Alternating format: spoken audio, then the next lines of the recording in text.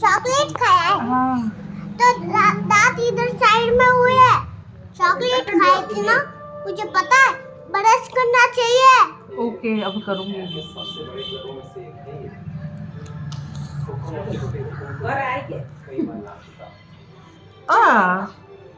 एक दांत निकाला खोल रहा अरे नहीं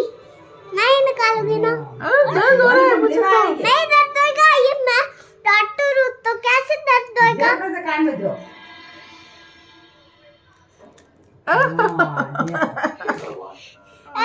आओ बेबू छुप जा बेबू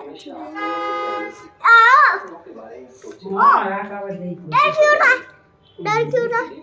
रहा डर तो लगता है ना नहीं दर्द होएगा नहीं मैं तो मजाक कर रही हूँ नहीं दर्द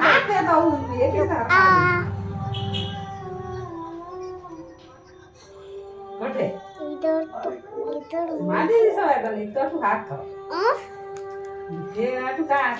ये